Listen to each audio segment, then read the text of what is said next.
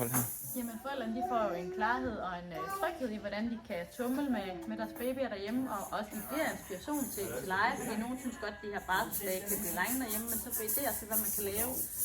På en af de tidligere hold, vi havde i dag, fra de 4 til 7 måneder, der var der nogen, der var meget utrygge ved, hvordan kan vi tumle med dem, og havde fået kommentarer fra deres forældre med, at det var for vildt, når de snød rundt eller lavede koldbøtter. Så der tog vi en rigtig god snak om, hvordan de kunne gøre det, og hvordan det også var vigtigt for dem at føle sig trygge i det, så at babyerne også var trygge, og at det er rigtig godt for babyerne. Så hele den der opbakning med, at hvorfor vi tumler, beskrive hvorfor det er godt, også så de følte, de havde noget at stå imod med over for deres egne forældre, som kiggede lidt skævt til, når de lavede en koldbøtte med baby. Men også alt det her med i forhold til den motoriske udvikling, og man kan se rigtig meget på Instagram og forskellige steder, men også at de bliver trygge i, okay, hvad kan min baby nå, hvad forventer jeg, vi kan, og hvordan hjælper jeg den bedst videre. Så meget af den der tryghed og idéer til, hvad de selv skal lave derhjemme.